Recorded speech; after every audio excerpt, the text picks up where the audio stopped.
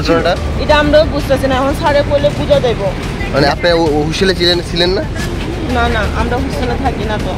কে আসলে দায়িত্বে কে আছে? দায়িত্বে আছে সুপার 2 জন, একজন বাড়িতে ওই এই কেন জানি হসপিটালটা শিখা লাগ না কেন সিংকে থাঙালি বা আমি একসঙ্গে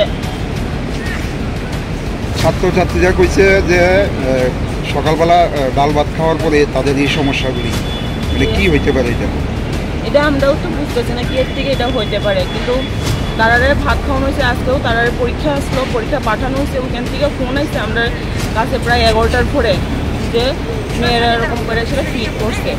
তো তারা স্কুল অথরিটির থেকে অ্যাম্বুলেন্স লাগানো হয়েছে, অ্যাম্বুলেন্সে পাঠানো হয়েছে। এখন আমরা আসছি, আমরা হোস্টেলে যারা সুপার ইনচার্জ আছে সবাই এনে সবাই সকালবেলা কি খাওয়া দেওয়া হয়েছে? সকাল আজকে তারা ডাল ভাত আলু দিয়ে সেটা ডাল ভাত খাওয়ানো হয়েছে। এখন পর্যন্ত কতজন আইছে? এখন আপাতত 6 জন আছে। অবস্থা কিরকম? অবস্থা তো এত ক্রিটিক্যাল না যা দেখলাম, কিন্তু পেট ব্যথার থেকে তো এটা বুঝতে পারছি না যে কি এর থেকে এটা হচ্ছে। তো ডাক্তার সারা দেখছে, পাশাপাশি তারা বুকের ব্যথাও পেতেছে, এটা হয়তো গ্যাসের থেকে হতে পারে। দেখেন আমার এখানে এখন যতজন হসপিটালাইজ আসছে সব বাচ্চা যারা 6 to 8 এর মধ্যে পড়ে, তো তারা তো নতুন হসপিটালে আসছে না, তো ওই হয়তো খাওয়া দাওয়ার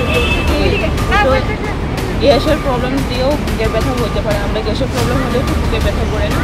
মানে আপনি কি দায়িত্বে আছেন এখানে? আমি ওখানে প্রেসিডেন্ট কমিটি নামটা? আমার নাম শিবানী দেববর্মা।